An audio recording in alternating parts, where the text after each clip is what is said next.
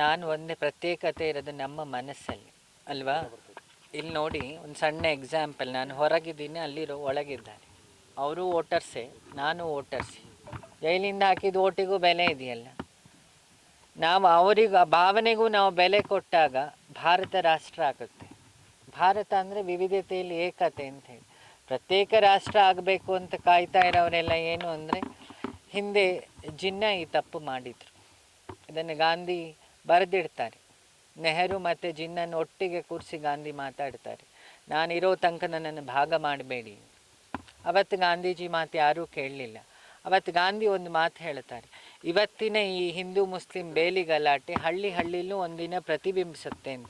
ಅದೀಗ ಆಗ್ತಾ ಉಂಟು. ಅವತ್ತು ಸಂದೇಶ ಏನು ಕೊಡ್ತೀರಾ ರಾಜಕಾರಣಿಗಳಿಗೆ? ನಾನು ಕೇಳೋದು, ನಮ್ಮ ಅಧಿಕಾರ ಆಸೆಗೆ ಧರ್ಮವನ್ನು ಜಾತಿಯನ್ನು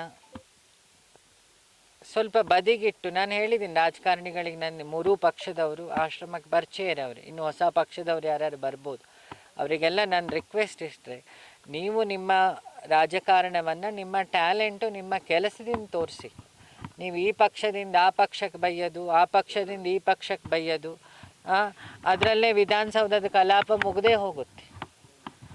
ಜನರ ಸಮಯ, ಜನರ ದುಡ್ಡು, ಮತ್ತು ಒಬ್ಬ ಮಿನಿಮಮ್ ಆಟೋದವನು ಟ್ಯಾಕ್ಸು ಸಮೇತ ಸರ್ಕಾರದಲ್ಲಿ ರಾಜಕಾರಣಿಗಳ ಸಂಬಳ ಆಗಲಿ ಅಧಿಕಾರಿಗಳ ಸಂಬಳ ಆಗಲಿ ನಡೀತಿರೋದು ಜನರ ಸಾಮಾನ್ಯರ ಟ್ಯಾಕ್ಸಿಂದ. ಈ ಪರಿಜ್ಞಾನ ಇಟ್ಕೊಂಡು ಬದುಕಿದಾಗ ನಾವು ಇಂಥ ಭಾಷಣ ಎಲ್ಲ ಮಾಡಲ್ಲ. ಪ್ರತ್ಯೇಕ ರಾಜ್ಯ ಆಗಬೇಕು, ಪ್ರತ್ಯೇಕ ರಾಷ್ಟ್ರ ಆಗಬೇಕು. ಈ ಪ್ರತ್ಯೇಕನೇ ಹಿಂಸೆ. ನನ್ನೊಂದು ವಾದ ಇದೆ, ನಾನು ನೀನು ಅನ್ನೋ ಭೇದ ಬಂದಿದ್ದ ದಿನ ಹಿಂಸೆ ಆಯಿತು, ನಾನು ನೀನು ಒಂದು ಅಂದಿದ್ದ ದಿನ ಅಹಿಂಸೆ ಆಯಿತು. ನಾವು ಅಹಿಂಸೆಯಲ್ಲಿ ಬದುಕುವ ಅನ್ನೋದು ನನ್ನ ರಿಕ್ವೆಸ್ಟ್. ಗುರುಜಿ, ಈಗ ಸಾಕಷ್ಟು